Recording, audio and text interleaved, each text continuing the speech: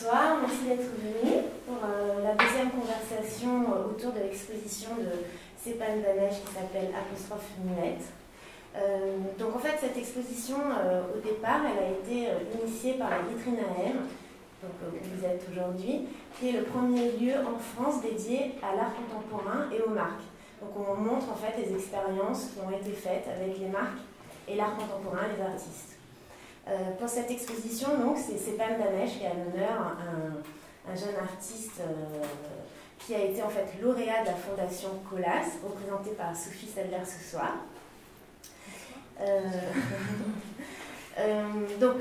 Autour de cette exposition, donc Stéphane ce soir n'est pas là parce qu'on a envie aussi de mettre en avant d'autres artistes qui ont aussi été lauréats de la Fondation Colas. Donc on a ce soir Suzanne Jalin qui va nous présenter aussi un petit peu son travail et nous parler de ce qui s'est passé avec le prix et plein d'autres choses. Nous avons également Madame Pratt. Qui essaie d'appeler quelqu'un. Oui, un expert, il devait venir avec moi, mais il ne pouvait pas. Et puis je vois qu'il a pu se libérer. Il fait partie des experts qui s'occupent du prix. Alors venez nous rejoindre. Vous étiez prévu. La Fondation Colas est en grand nombre. Vous allez m'aider. On va rééquilibrer le jeu.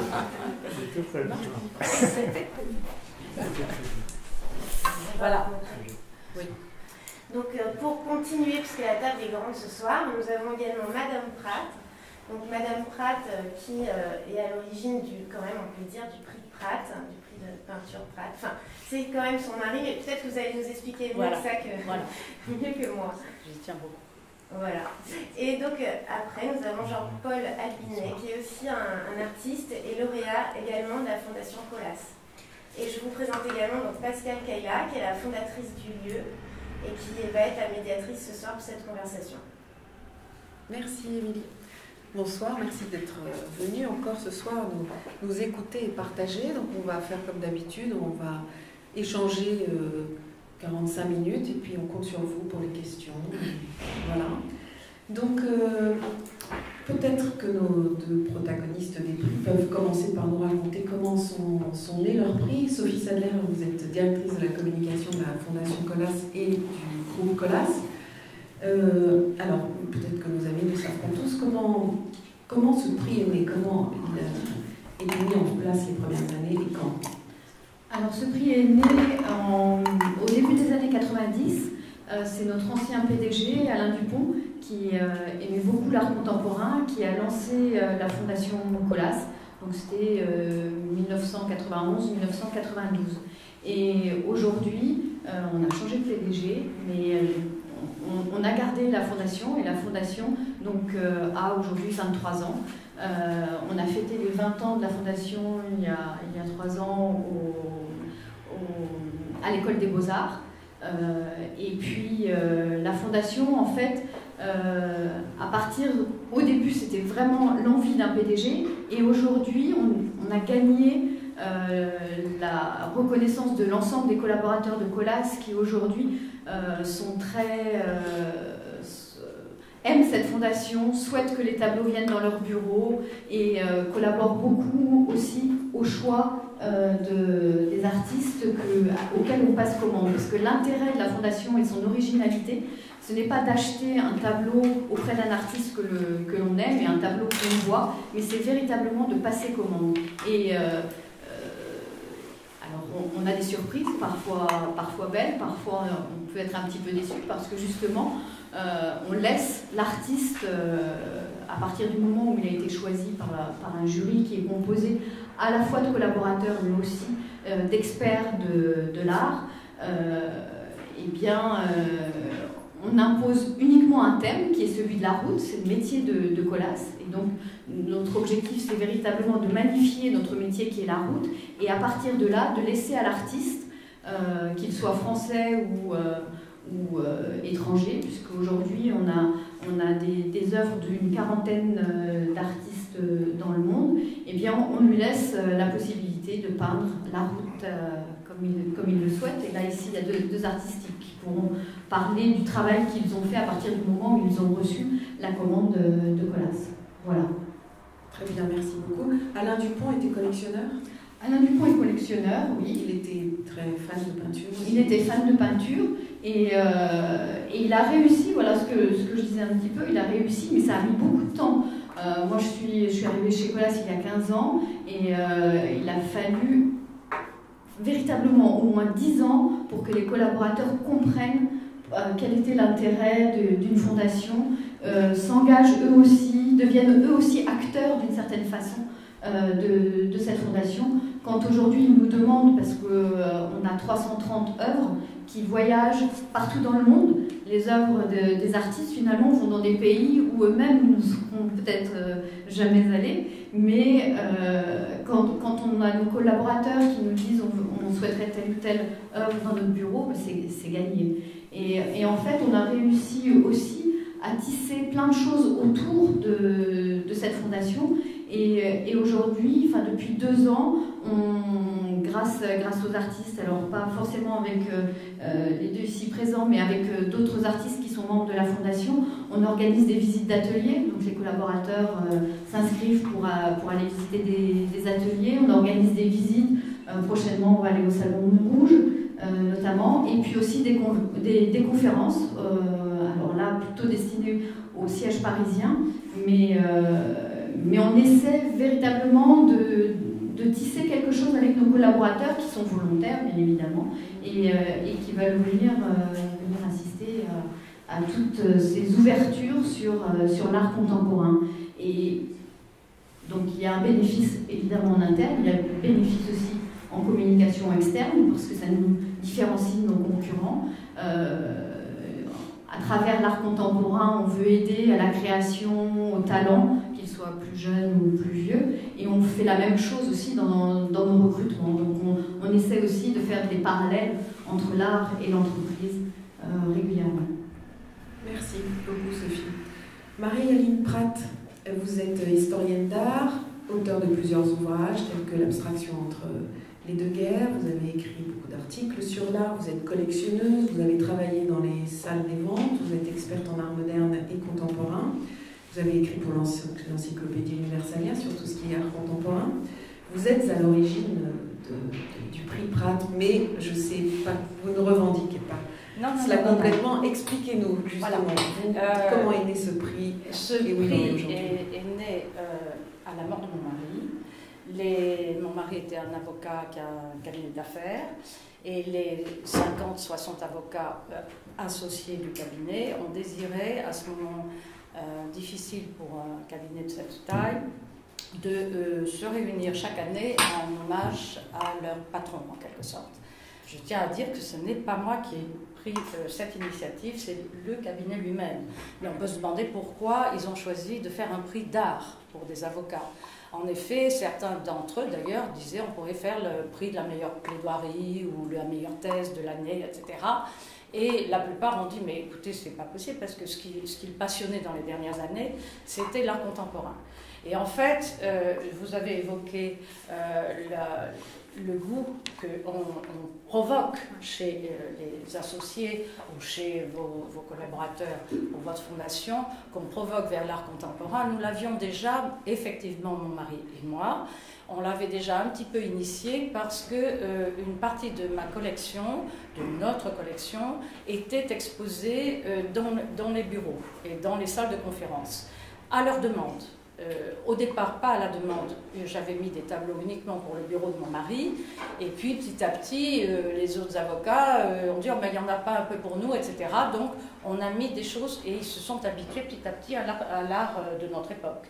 Donc ils ont décidé que ce fameux prix qu'ils feraient chaque année serait un prix de la création contemporaine. Et évidemment, ils se sont tournés quand même vers moi, d'abord parce qu'ils n'ont pas le temps de s'occuper de ça et qu'ils pensaient que j'avais une petite compétence.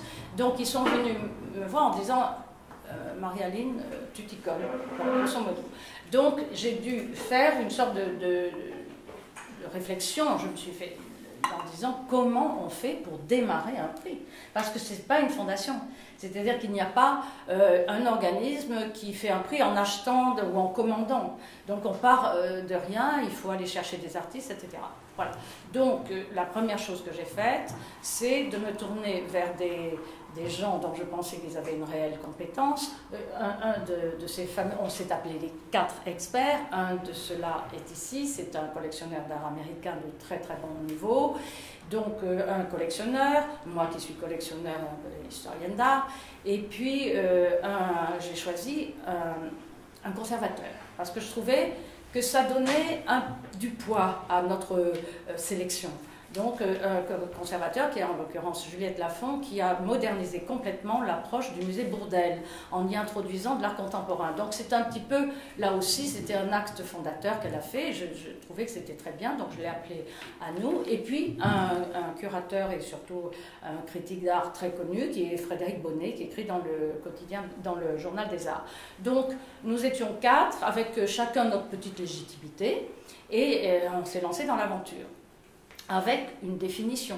Parce que les artistes que nous choisissons, on présente 8 ou 10 dossiers devant les avocats, nous les présentons, chacun celui qu'il a choisi. Déjà, entre nous, on élimine des choses, entre nous 4, puis on les présente aux avocats qui on les expose pendant 3 semaines, et les avocats vont vivre avec ça, et puis ils vont choisir entre les 3 qu'ils désirent voir figurer à un catalogue, parce que le catalogue est très important dans notre prix, dans la mesure où il est bilingue, très grande qualité, tout le monde nous le dit, donc on a fait vraiment un catalogue très très soigné. Donc les 3 de toute façon seront dans ce catalogue, et puis ensuite il y aura le vote final pour désigner le lauréat au cours d'une réception importante où le cabinet invite des clients, on invite des gens du monde de l'art, des grands conservateurs, etc. Et là, on vote, les associés votent pour le lauréat. Mais la particularité, c'est que chaque artiste prend un rapporteur qui va s'exprimer devant ses avocats, ou la galerie en général, ça dépend. Hein, bon. Et tout d'un coup, les rapporteurs, qui sont toujours des gens connus, hein, des gens qui écrivent dans les magazines importants, tout d'un coup, ils se trouvent dans le rôle de l'avocat devant des avocats. Alors là, c'est très très impressionnant. En général, d'ailleurs, on voit des gens brillants qui sont dans leurs petits souliers quand même, parce qu'ils croient qu'un avocat, ça plaît tellement bien que, bon, c'est pas toujours le cas, hein, mais bon. Donc c'est toujours assez intéressant à voir. Et puis le lauréat, lui, a une dotation du cabinet de 20 000 €, et les 2 autres de 8 000, hein, je crois, si je me trompe. Voilà, et puis ils ont quand même tous les 3 cette chose très intéressante pour un artiste débutant, pas d'ailleurs, parfois ils sont un peu connus, d'avoir un très beau catalogue bilingue quand même, que nous distribuons, qui circule. Voilà. Il circule tellement bien qu'en général on n'en a plus assez pour les donner d'ailleurs. Enfin bon, voilà un petit peu l'organisation de notre prix. Sophie Saler, vous n'avez pas raconté la dotation. Quelle est la dotation dans votre prix? C'est l'achat d'une œuvre. Oui, la dotation, c'est l'achat d'une œuvre. Nous, en général, on mécène une quinzaine d'artistes par an, à l'exception de... il y a 20 ans, pour fêter les 20 ans, symboliquement, on a aidé 20 artistes. Mais en général, c'est une quinzaine d'artistes, et on a une dotation annuelle qui est de 200 000 €. Donc ensuite, après, ça dépend des commandes, ça dépend des artistes, ça dépend de plein de choses. D'accord. On va essayer de donner la parole aux artistes. Suzanne Janac, vous êtes née en 1976, d'origine franco-japonaise. Vous avez en ce moment une expo collective au Cap Mémac, d'ailleurs, dont vous faisiez partie du jury Colas aussi. Vous peignez surtout des grands formats à l'huile, des paysages, très peu d'humains. Qu'est-ce que c'est être artiste peintre aujourd'hui? Quelle est la question que vous vous posez sur la peinture? Comment vous avancez? Est-ce que vous pouvez nous parler, avant de nous parler de votre ressenti, de pourquoi vous avez j'ai choisi ce prix, ce médium? Voilà. C'était le médium pour moi le plus évident, le plus simple, celui où j'avais le plus où je pouvais travailler de manière la plus intuitive possible. Et donc ça s'est un petit peu imposé, même si je faisais un peu de céramique, de photographie, je m'intéresse aussi à l'écriture. Enfin, c'est pas exclusif, mais c'était la chose qui a pris le pas sur le reste, et c'est assez difficile de faire autre chose quand on fait de la peinture, je crois. Et donc ça s'est fait un petit peu naturellement comme ça. Après, c'est un médium qui a des temporalités très riches, et donc intemporel, intuitif. Enfin, ça permet en fait pour moi toutes les libertés et c'est instantané aussi. Donc je pourrais y trouver beaucoup de justifications à pourquoi j'ai choisi la peinture, mais voilà, ça s'est un peu imposé comme ça. D'accord. Et vous avez entendu parler du prix de la Fondation Colas. Comment vous avez... Voilà. En fait, je connaissais l'existence du prix, parce que ça faisait un certain nombre d'années. Et puis, c'est une amie qui était directrice à l'époque de la galerie Michel Rhin, qui suivait ce que je faisais, qui m'a proposé de présenter un dossier. Et ça s'est fait un petit peu comme ça. Voilà, donc un peu grâce à elle et puis aussi par son intermédiaire, et c'est elle qui m'a informée. Donc après ça a pris, je crois qu'il y avait une présentation de dossier et puis plusieurs étapes comme ça. Mais oui, il y a à peu près 400 dossiers par an qui sont reçus, une quarantaine qui sont les mieux notés qui sont donnés à voir au jury. Sophie, le jury, peut-être vous n'en avez pas parlé. Oui, donc effectivement on reçoit à peu près 400 dossiers. Ensuite, chaque membre du jury, donc le jury est composé de 9 personnes, 4 collaborateurs, 4 personnes qui sont des membres externes. Il y a une journaliste, une rédactrice en chef, une conservatrice, et puis un peintre qui est Marc Desgrandchamps actuellement. Le jury tourne tous les 2-3 ans, que ce soit en interne. Les collaborateurs en interne, ce sont bien évidemment des volontaires, des gens passionnés par l'art. Et puis il y a notre président, le président de Colas, Hervé Legout, qui est aussi président de la Fondation. On a voulu un jury équilibré. Et puis on a voulu véritablement la présence de collaborateurs parce que ce sont eux qui vont avoir sous les yeux l'étoile à longueur d'année, donc c'est important, leur choix est important. Et en même temps, l'expertise des membres du jury externe est importante aussi parce que ça apporte un éclairage. Souvent, lors de la délibération du jury, lorsqu'il s'agit au milieu d'une quarantaine de toiles de choisir les 15 qui seront élus, il y a des discussions qui sont âpres et puis le regard d'experts finit de temps en temps par l'emporter, de temps en temps c'est des collaborateurs, mais il y a un échange qui est vraiment constructif, instructif pour tout le monde et ça c'est passionnant. Et dites-moi Suzanne, le fait d'avoir un thème imposé comme la route, qu'est-ce que c'est pour un artiste? C'est un frein, un accélérateur? Est-ce que finalement un artiste travaille toujours avec un cahier des charges, une idée? Les contraintes apportent un stimulant, enfin une sorte de richesse, un stimulant. Et puis après, il n'y avait pas tellement de contraintes de format. Et puis la route, c'était assez vaste. Enfin, on pouvait le prendre d'une manière très conceptuelle, comme on élabore un tableau tout en marchant, ou hors de l'atelier, ou choses comme ça. On pouvait le prendre aussi d'une manière où c'était un geste, quelque chose comme un signe, un dessin. Enfin, et en fait, on s'est aperçu aussi pendant l'exposition des lauréats que chacun avait un travail qui quand même... c'était pas une pièce qui était hors du travail, ça s'inscrivait dans une recherche et ça permettait peut-être de faire des choses un petit peu différentes de ce qu'on avait l'habitude de faire. Donc non, c'était plutôt amusant à faire, j'ai trouvé.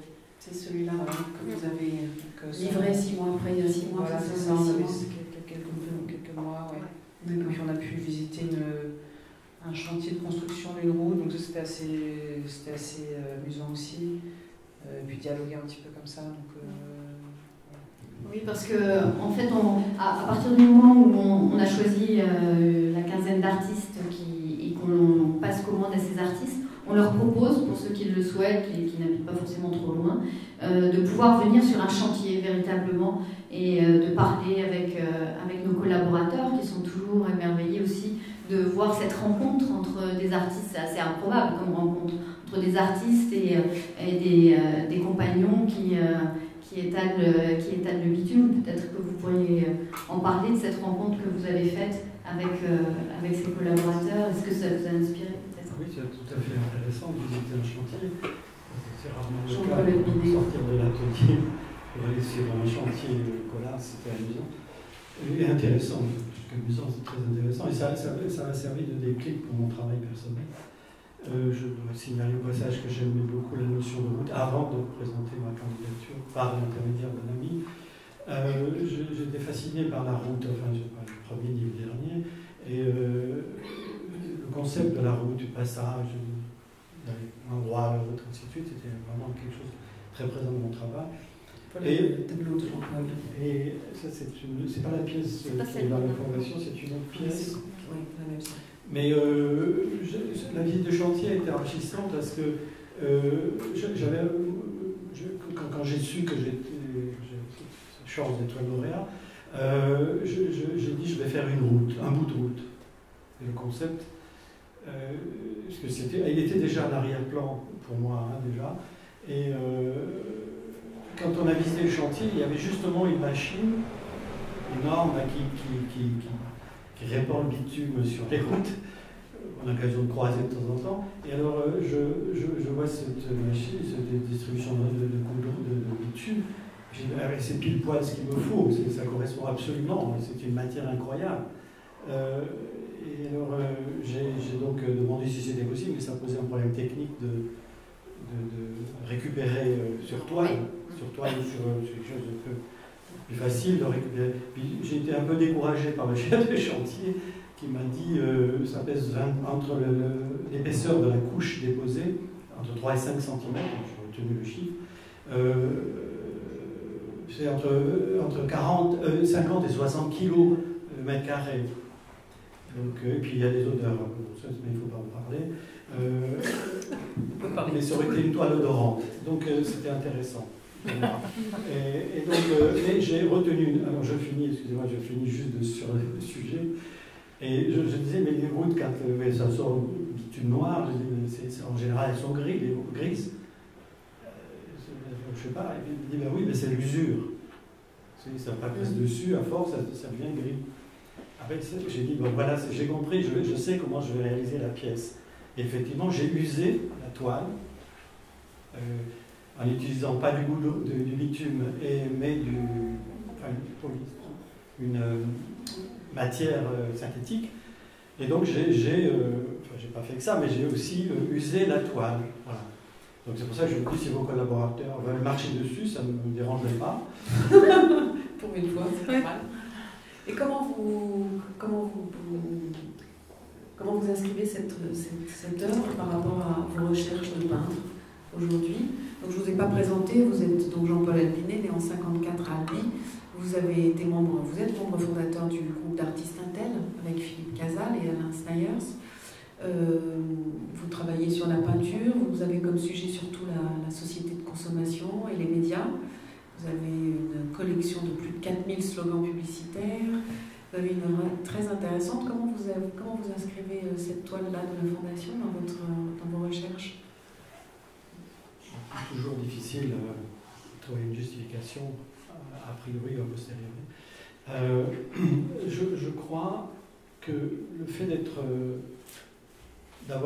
s'être autoproclamé artiste, c'est quand même une autoproclamation, il faut quand même préciser, même si on a des diplômes par la suite après. Quand j'ai eu ce fantasme de devenir un artiste, je ne sais pas ce que c'est d'ailleurs le fantasme, je me suis dit, je crois que si je vais dans cette direction-là, c'est pour faire tout et n'importe quoi aussi. Donc c'est-à-dire c'était une direction comme ça. Et la palette du peintre, je me suis dit, je ne vais pas m'auto-bloquer. Et ça, j'ai depuis l'âge de 20 ans. Je ne vais pas m'auto-bloquer en disant un jour je ferai de la peinture à l'huile, de l'acrylique, de l'aquarelle, ou de la sculpture, ou de la photo, et ainsi de suite. Je me dis, justement, le fait d'être artiste, avec plutôt peintre, certes, mais c'est-à-dire avoir une palette. Et la palette, ce n'est pas forcément la couleur. C'est aussi les matériaux, les techniques, les choses qu'il y a autour, tout ce qu'on peut trouver, l'air, le feu, la terre, tout ce qu'on veut. Et donc, il y a des tas d'artistes qui ont travaillé avec l'eau, le terre, le fer, vous les connaissez tous aussi. Et donc, c'est ça, je crois que le fait d'être artiste, c'est de pouvoir, d'une manière non hiérarchique, ça c'est très important pour moi, de pouvoir créer une pièce en utilisant absolument ce qui correspond personnellement, mon choix personnel, de dire voilà, cette fois-ci je prends de l'acrylique, je peux prendre de la photo, je peux prendre de la terre, du feu, du bois. Et là, en l'occurrence, pour la Fondation Colas, j'avais cet autre fantasme de réaliser un bout de route. J'ai dit, ben voilà, il faut faire une route. Le thème, c'est la route. Extra, parce que bon, c'est très large, comme disait Suzanne, de mélanger les différents artistes, de faire ce bout de route et d'utiliser le goudron ou le bitume. Ça n'a pas pu se faire pour des raisons techniques, mais je ne sais pas si un jour il y a un challenge intéressant de faire ça. Et voilà, donc pour moi, et c'était déjà la philosophie du groupe Intel, puisque quand on a monté ce groupe, on était très jeunes, on était étudiants aux Arts Déco à Paris. On a connu tout de suite une forme de succès en ayant Biennale, les expos à l'étranger. Voilà. On avait déjà des impressions, c'est pour ça que je me presse dans cette ligne directrice du groupe qui a été lancée, c'est-à-dire utiliser vraiment les choses qui sont là, devant nous, qui sont à disposition. Alors évidemment, dans les magasins, il y a de l'acrylique, mais vous pouvez prendre dans la rue ou dans une forêt du bois des feuilles comme le fait tel ou tel artiste. Voilà, c'est ça le concept. En fait c'est même pas un concept, c'est une philosophie. C'est une philosophie. Très bien. Vous pouvez peut-être vous présenter, monsieur, et nous raconter, alors justement, côté interne et côté humain de l'entreprise. Qu'est-ce que fait bouger un prix comme cela? Alors, moi je suis Frédéric Briand, je travaille avec Marie Prat au comité pour organiser et puis d'experts à la sélection du prix Prat. Je vais répondre indirectement à votre question. En fait, ça change aussi des choses pour les artistes aussi. C'est surtout ça à la fin. C'est-à-dire que par exemple, il y a un de nos artistes qui était lauréat, qui faisait de la photo-peinture. Il travaillait en fait la peinture sur de la photo, c'est lui, voilà. Max Sanders. Et en fait, comme vous voyez, il travaillait en noir et blanc avec à partir d'un stock de papier photo qu'il avait acheté parce qu'il tenait à cette qualité-là. Et en fait, le fait d'avoir le prix lui a permis d'acheter du papier pour faire de la couleur. Donc le prix lui a vraiment changé quelque chose. En fait. Et il m'a dit, on a pu faire la chose, j'ai pu faire ça beaucoup plus vite, je ne l'aurais pas fait aussi rapidement. Donc ça, c'est des expériences très positives qu'on a quand on fait ce genre de prix, parce que bien sûr, on le fait pour les gens, en l'occurrence, qui vivent avec l'art, on l'a dit au début, mais on le fait aussi pour les artistes quand même. C'est une interaction.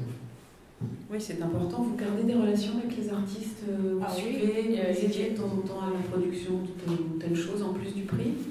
D'abord, moi je suis collectionneur, alors il peut m'arriver d'en acheter aussi, et surtout les avocats, certains sont collectionneurs, sont devenus, c'est surtout ça le côté aussi positif de ce prix. Beaucoup d'avocats, certains étaient déjà acquis à la chose, mais il y en a qui ont basculé vraiment, qui tout d'un coup se sont attachés à ça et achètent. Et maintenant, ils poussent le cabinet même à acheter certaines œuvres aussi pour le cabinet. Ce qui est tout à fait nouveau et ce que mon mari ne désirait pas tellement, parce qu'il trouvait que ça pouvait poser des gros problèmes qu'en cas de séparation, parce que c'est pas une entreprise, c'est pas la même chose. Hein. Et puis, donc finalement, c'est positif aussi de ce point de vue-là pour l'artiste, parce qu'il y a des achats, même il y en a pas mal. Souvent. Et puis, pour la relation humaine à l'intérieur du cabinet, c'est extraordinaire. Vraiment. Parce que là, ça a donné... ils sont passionnés. Au début, il y en avait qui étaient réticents, mais d'abord, ils ont vu des gens différents aussi. Lors de cette fameuse fête où on va désigner le lauréat, ils ont vu les gens du monde de l'art, ils ont parlé avec les artistes, et ça a créé une sorte d'enthousiasme incroyable. Et vraiment, maintenant, ils veulent vraiment que ça continue, Oui, ils attendent chaque année. Mais entre cette fête et la suivante, un an après, est-ce qu'il y a quelque chose, est-ce qu'il y a des rendez-vous avec des artistes? Est-ce que je sais qu'à la Fondation Colas, vous faites des conférences, vous essayez de donner les clés de l'art contemporain? Parce qu'en fait, comment vous passez le message, à part cette fête? Est-ce que vous éduquez, est-ce que vous ouvrez l'œil? Ce qui les intéresse aussi, c'est que lorsqu'ils ont droit à 2 présentations des artistes, la première est faite par chacun d'entre nous, moi j'en présente 2, on est 4. Devant les équipes? Ah oui, voilà. oui. Effectivement, au début, il y avait 20 associés, puis après, ils étaient 30, et puis après, ils sont 32, et puis après, donc ils sont plus en plus. Donc c'est pas inintéressant. Donc là, on présente de manière, j'allais dire, semi-professionnelle, puisqu'on est lié à l'art, mais pas non plus professionnel. Là, c'est notre métier, mais quand même un peu. Et donc là, il y a une première. Je sais que c'est une première phase très importante pour eux. D'ailleurs, on le voit dans leur remontée, on voit très bien que ça a beaucoup compté la manière dont on a parlé de ça, ce qu'ils ont appris. Mais ça, c'est une première chose. Et ensuite, il y a le moment où les experts, les rapporteurs, c'est-à-dire les critiques d'art, des commissaires d'expo, des journalistes qu'on sélectionne, un par artiste, va présenter d'une toute autre manière les artistes. Vont être présentés d'une manière qui n'était pas la plus scientifique. Voilà.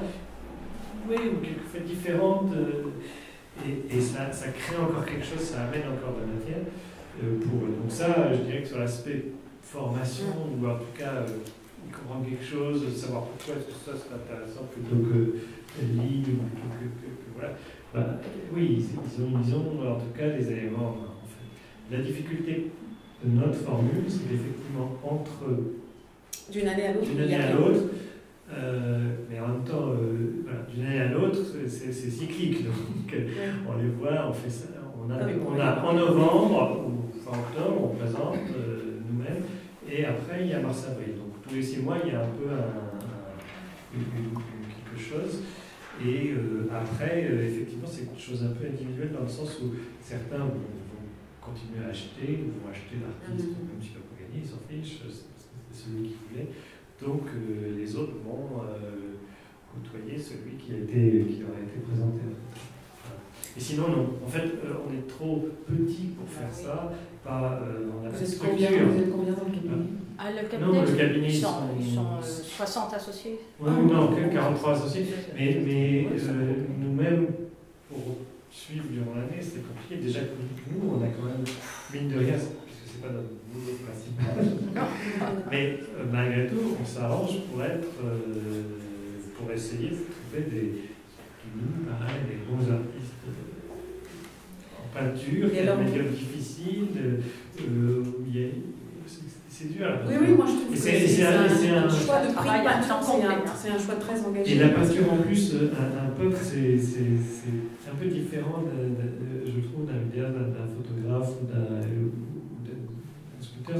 Je pense que c'est quelque chose qui se fait tous les jours. Un peintre, c'est tous les jours. Une pratique de peinture, c'est tous les jours. Sans doute les autres pratiques aussi. Non, mais si vous entendez. Oui, je sais que je peux choquer à dire ça, mais j'en suis pas aussi convaincu. C'est-à-dire qu'un peintre qui s'arrête, ne peut pas s'arrêter 3 mois et. Non, mais je pense à d'autres artistes non plus. En revanche, choisir un prix de peinture, c'est-à-dire un médium fermé. Ça fait 25 ans avec des passages à vide, parce qu'à une époque, la peinture, personne ne voulait en parler. Et comment on montre sa contemporanéité avec un médium comme la peinture, beaucoup plus facile à montrer avec la vidéo. Je trouve que c'est courageux et que c'est un vrai engagement. C'est pour ça que je voudrais entendre aussi ce soir. Un tout petit bémol sur ce choix, c'était courageux si on veut, mais c'était aussi parce c'était un peu par défaut. Parce que quand on nous a dit maintenant débrouillez-vous, trouvez une formule, etc., on a fait le tour des prix justement. Or, photographie, il y en a une vingtaine.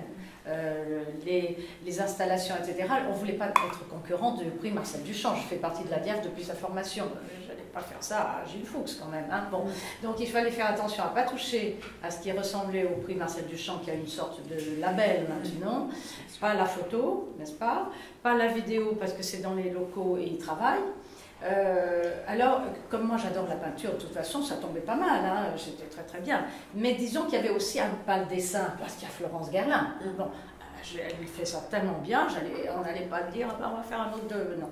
Donc on avait une niche, Et ça tombait vraiment bien parce que autour de moi, donc, il y a eu des gens qui aiment aussi la peinture, et que les avocats, au fond, ça leur paraît plus faisable aussi, parce qu'on peut l'accrocher au mur, etc.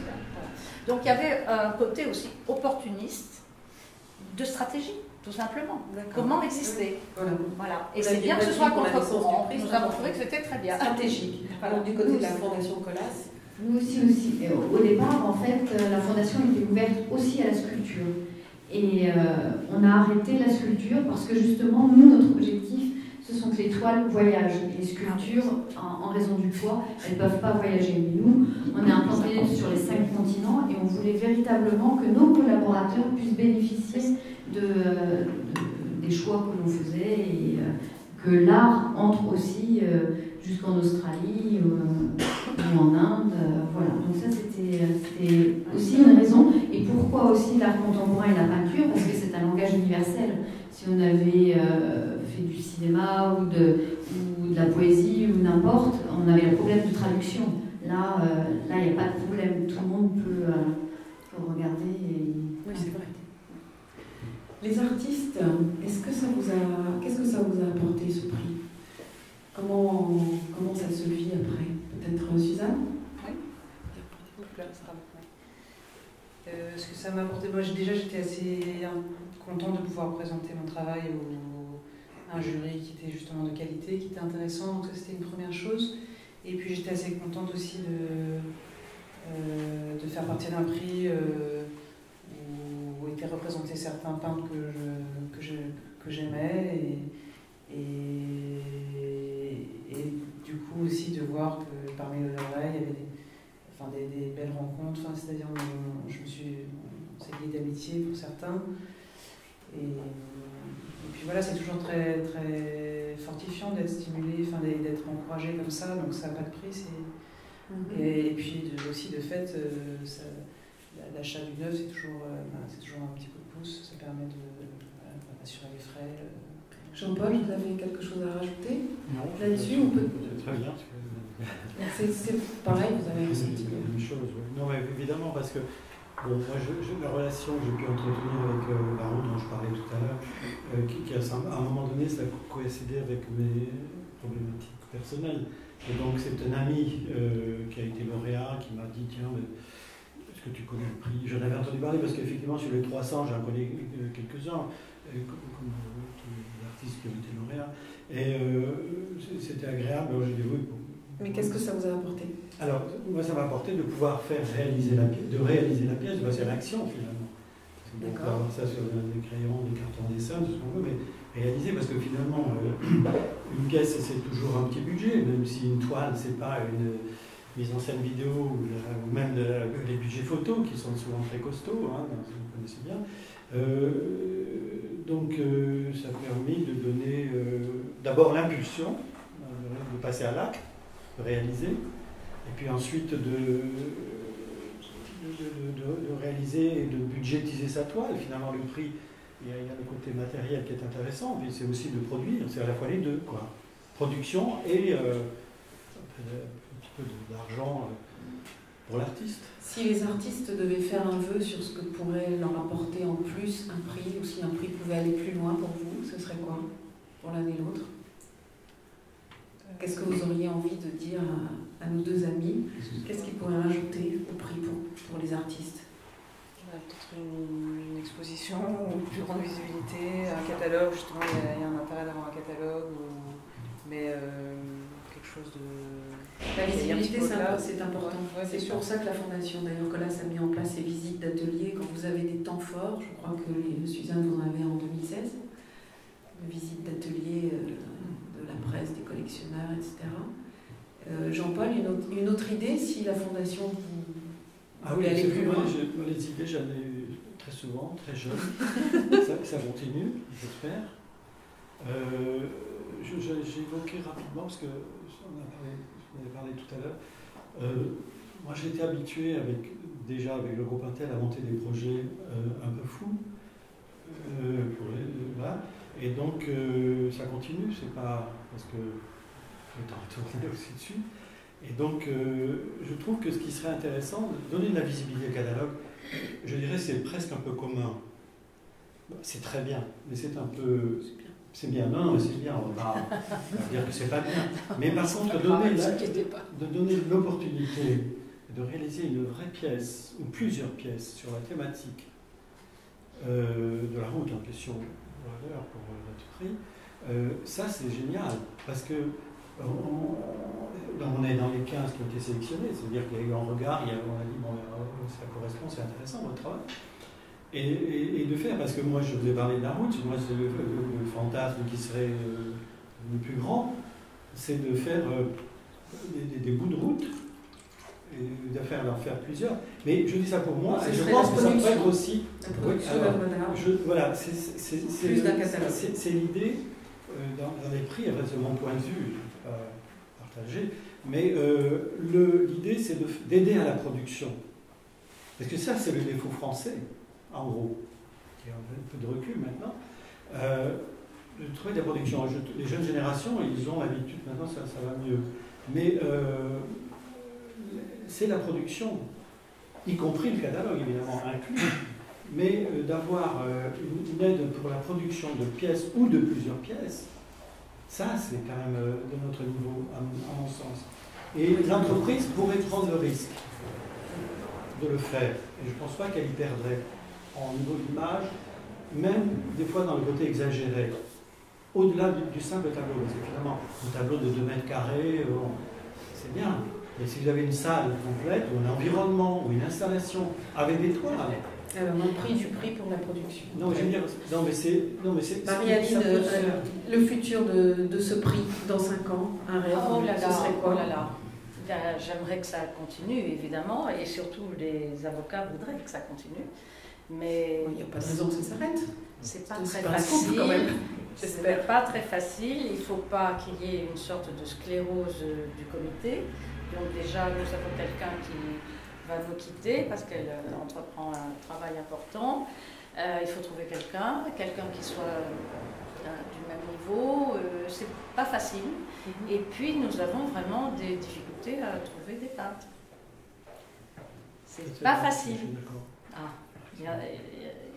C'est pas facile pour rester à un bon niveau. Parce que nous avons mis la barre assez haut. Et ça, c'est un gros problème. Voilà. Sinon, alors déjà, c'est vrai que les artistes comme le milieu de l'art, il y a beaucoup de prix, donc ils sont au départ un peu dubitatifs. Quand on voit que de 5 ans, ça continue, bon, c'est une vraie volonté. Donc ça rassure. L'engagement. Voilà, parce que c'est un engagement, ça veut dire que ça c'est pas juste pour faire le flafla. Parce que tout le monde est là aujourd'hui. C'est une mode, donc on a aussi des belles fleurs qui se font. Donc ça non. Et puis, qu'est-ce qu'on peut faire dans le futur? Probablement un jour, on sortira, est-ce que c'est maintenant, est-ce que c'est dans 5 ans encore, on sortira, on pourra faire une exposition, comme je pense que vous avez fait aux Beaux-Arts de Paris, mais dans une institution, pour voir un peu le panorama, le panel de ce qui a été 10 ans de choix de peinture en fait. Donc c'est assez intéressant en fait de dire, et même pour nous dans les choix qu'on fait chaque année, qu'on présente, c'est eux qui choisissent, mais nous on leur présélectionne, fait une présélection. Moi je regarde toujours, je me dis est-ce que tous les confins de la peinture ont été traités en quelque sorte? Et non, bien sûr. Il y a encore quoi faire, mais c'est vrai qu'après il faut trouver des distances. Il y a aussi une précision à donner, je ne sais pas, vous ne l'avez pas dit, est-ce que c'est français ou international? Les artistes, hein, international. Voilà. Et nous, nationalité aujourd'hui. Et nous désirons, nous aussi, ne pas être hexagonal uniquement, tout en veillant quand même à choisir un certain quota tout de même dans les artistes français, les galeries françaises. Ça, c'est une sorte de politesse minimum, à mon avis. Hein.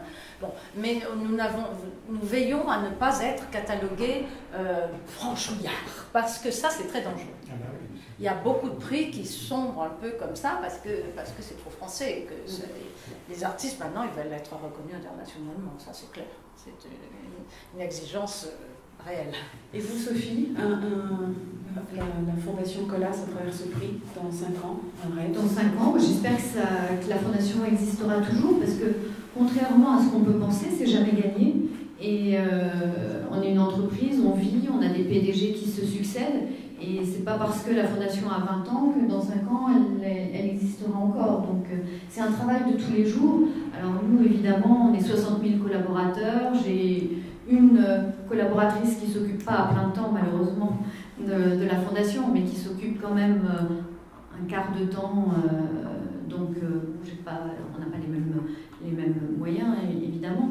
Mais malgré tout, c'est tous les jours un travail pour pérenniser cette fondation, pour toujours la faire connaître en externe, faire des relations presse, en interne, auprès des collaborateurs. Et là, comme je disais tout à l'heure, ça fait 2 ans que l'on organise des conférences, on va avoir des ateliers, donc on va fêter les 25 ans, on travaille déjà pour voir comment on peut valoriser notre fondation et la sortir de nos murs, même si nos murs ils sont un peu partout dans le monde, et d'essayer de faire quelque chose qui soit valorisant et pour les artistes et puis aussi pour nous. Est-ce qu'il y a des questions dans le public? On pourrait continuer sur la communication externe, peut-être savoir en termes d'image ce que ça vous apporte, mais peut-être que le public veut participer. Monsieur? Merci. Oui, en fait, j'avais 2 questions. Déjà, concernant ces fondations qui créent des prix, c'est vrai que c'est assez une mode en ce moment. Est-ce que vous savez à peu près combien de prix il y a en France, les prix les plus connus? Je pense qu'il y a entre 30 et 50 prix en France. Entre 30 et 50. Et vous savez quels sont les plus gros montants? Je crois que c'est Carmignac. Il y a un montant à 100 000 € que Marc Desgrands-Champs vient de recevoir, d'un prix... Ah, c'est le prix Simone Deltica, c'est le plus gros, je crois. 100 000 €, c'est pas mal. On reçoit, on est content. Mais sinon, à l'international, oui, il y a des prix très importants. Comme Pinchuk en Ukraine. Oui, le Turner Prize. Voilà. Là, c'est des montants, je crois que c'est aussi 100 000 €. Je crois que c'est le 100 000 Pinchuk. Oui, une autre question? Oui, et est-ce que vous connaissez par hasard des fondations qui œuvrent pour amener l'art à des publics éloignés et qui, pour faire ça, ont voulu créer un prix spécialement? Sur les publics éloignés, il n'y a pas de prix, il y a beaucoup de fondations qui œuvrent sur ce terrain-là, mais je ne crois pas qu'il y ait un prix. La plus connue, c'est Culture et Diversité de l'Ardé de la Charrière, Martin de la Charrière. C'est d'ailleurs le sujet qui l'intéresse, c'est ce sujet-là qui l'intéresse, c'est les publics éloignés, essaie de faire des choses dans ce truc, mais il ne fait pas de prix, il donne des programmes de fonds à lui pour que ça puisse exister en fait. Mais il n'y a pas de prix encore. Il y a d'autres questions sur les prix? Non? Alors, tu as une question? Formidable. Quel dynamisme dans l'équipe de l'art direct. J'ai une question justement pour Madame Pratt et monsieur. Quand vous dites on met la barre haute pour le prix Pratt, qu'est-ce que ça veut dire exactement? Est-ce que vous prenez des artistes qui sont déjà en galerie et si oui, à quoi ça sert finalement? Ou alors est-ce que c'est des artistes plutôt qui ont une galerie mais qui ne sont pas vraiment reconnus voilà. C'est une bonne question. C'est la question que nous nous sommes posée dès le début. Et nous trouvions tous les 4 que c'était peut-être présomptueux de se lancer sur un prix comme ça en disant on va vous trouver des bons artistes sans qu'il y ait quand même un début de connaissance au moins. Donc nous avons essayé, pour que le prix ait une solidité, qu'on ne puisse pas se dire encore un prix, puis des avocats, on imagine très très bien le topo. Donc on s'est dit il faudrait des artistes qui aient déjà eu une petite visibilité, mais qui n'ont pas encore une notoriété importante, ou même très peu. Donc, exposé par exemple dans un FRAC de province, ou dans un Turner Prize, mais ils ont été présentés mais pas choisis. Il y a parfois des pépites dans les refusés, très souvent. Donc on regarde à l'étranger. Ou bien des artistes qui sont un peu sur le côté, qui ne sont pas encore mis en avant par une très bonne galerie. Ça a été le cas de Matt Sanders, qui était connu des initiés en fait, déjà, mais qui n'avait pas vraiment été mis en avant complètement par Marianne Goodman. Et puis quand il a eu le prix, Marianne Goodman tout de suite lui a fait une magnifique exposition à New York. Et puis ça marche très très bien. Donc c'est un peu ça, c'est se dire tiens, ça c'était rudement bien et ça pas... Voilà. Et comme ça, on ne pouvait pas dire ah ben oui, mais vous vous prenez pour qui ou je ne sais pas quoi. Dire, mais écoutez, quand même, il y a des critiques, des gens qui s'y sont intéressés, etc. On s'est un petit peu protégé. Parce que c'est toujours dangereux le début. Maintenant, on peut se libérer davantage, évidemment. Mais ce n'est pas à nous de vraiment prendre des gens mais inconnus. D'abord, c'est un travail de galerie, souvent, quand même. Donc, nous allons voir les galeries. On ne peut pas aller se promener dans la nature comme ça. Voilà. Donc, il faut quand même qu'il y ait eu déjà un petit peu quelque chose. Les biennales sont très importantes. La Biennale de Lyon, très importante. Voilà, nous faisons toutes les foires, toutes les biennales, tous les Montrouge, évidemment, nous y allons. Toutes ces choses-là sont complètement balisées de quelque chose. Voilà.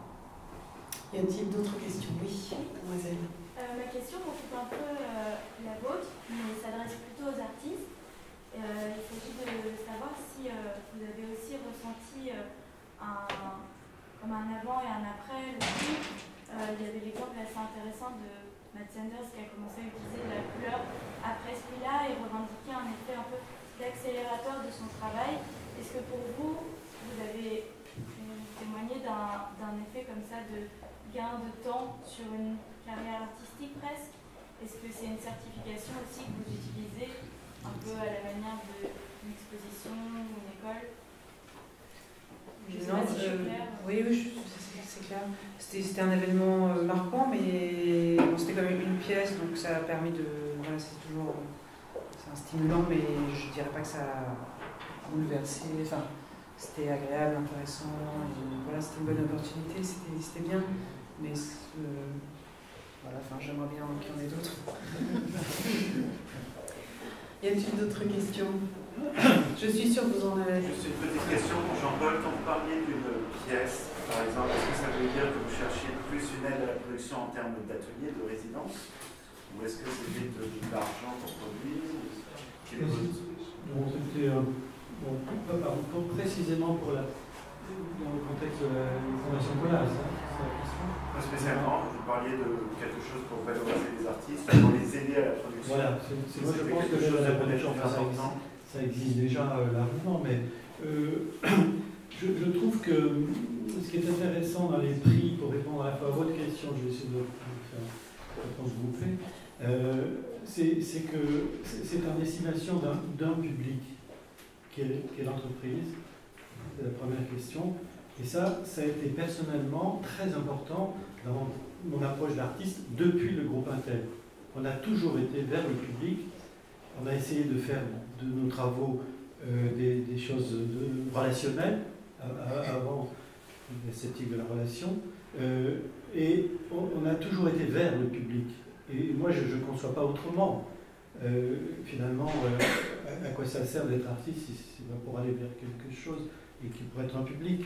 Et le public, il y a des publics, il y a d'autres débats là, évidemment, mais il y a un public qui est dans une entreprise, ce sont des avocats. Moi j'ai une pièce dans un cabinet d'avocats, je vais Madame Pratt, je vous dirai après. J'ai trouvé très intéressant. Et puis à la Fondation Colas, j'ai rencontré des chefs de chantier qui m'ont donné un tuyau. Techniquement, c'est génial, j'aurais pas pu avoir ça, aller sur un chantier avec des engins énormes où on sort du bitume rouleau comme ça, et puis il me dit techniquement pour avoir du gris il faut poncer. Et c'est personne n'apprend à l'école, enfin je ne sais pas comment on peut faire. C'est quelqu'un qui vit ça sur place, il est sur le chantier. Et puis j'ai rencontré aussi des collaborateurs d'entreprises qui étaient dans un autre domaine, des services juridiques par exemple. Donc c'est des contacts très très intéressants. C'est aller vers d'autres publics, les publics qui franchissent la porte d'une galerie ou d'un musée. Et c'est ça le rôle du prix finalement. Alors effectivement, moi personnellement, je trouve que les entreprises pourraient s'engager pour de la production sur la base des choix qui ont été faits dans les 15 ans. Mais une production financière ou bien des lieux de travail ou de quoi un artiste a besoin de plus? Il y a des artistes qui ont déjà des lieux, qui est un peu mon cas, mais il y en a qui n'ont pas. Enfin, vous voyez, c'est possible. Et puis, il peut y avoir des lieux spécifiques si c'est un peu sale, si c'est un peu odorant, vous voyez, des trucs très pratiques. Et puis, et aussi la peinture. La peinture, elle ne pollue pas pour l'instant. C'est intéressant. Donc, votre question, c'est vrai que c'est très important, le prix pour ça, de mon point de vue. C'est une aide à la production. Évidemment, c'est déjà une aide à la production quand on reçoit X euros, mais c'est aussi évidemment la possibilité de dynamiser son propre travail, de lui donner un coup d'accélérateur. En tout cas, merci à tous d'être intervenus ce soir. Je crois que c'est toujours pareil, les questions et les échanges se font après autour d'un verre, donc vous êtes invités à rester avec nous et à déguster quelques petites choses. Merci beaucoup. Merci à tous.